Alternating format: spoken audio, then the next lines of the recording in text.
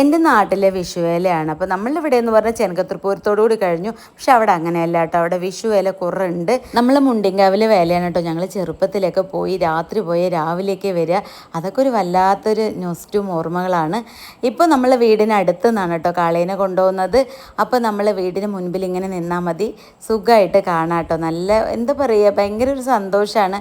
നമ്മളെ നാട്ടിൽ നിന്ന് ഇങ്ങനെ കൊണ്ടുപോകുമ്പോൾ ഭയങ്കര ഒരു സന്തോഷമാണല്ലോ.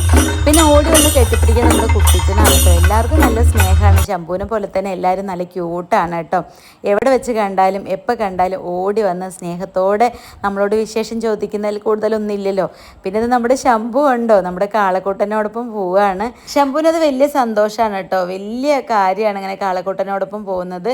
പിന്നെ ഞാൻ വരുന്നില്ല എന്നാണ് വിചാരിച്ചിട്ട്, അമ്മാതിരി വെയിലുണ്ടായിരുന്നു. പിന്നെ ഇവരൊക്കെ കൂടെ എന്നെ വലിച്ചുകൊണ്ട് വന്നതാ കേട്ടോ. പിന്നെ ഞാനും വിചാരിച്ചു നമ്മൾ കൊല്ലത്തിൽ ഒരു വട്ടമല്ലേ ഉള്ളൂ, അപ്പോൾ പിന്നെ കുറച്ച് വെയിൽ കൊണ്ടാലും തലവേദന വന്നാലൊന്നും കുഴപ്പമില്ല എന്ന് പറഞ്ഞ പോലെ തന്നെ രാത്രി നല്ല തലവേദന വന്നു. എൻ്റെ കണ്ണപ്പൂൻ്റെ കോസ്റ്റ്യൂം കണ്ടോ, നല്ല രസമില്ലേ.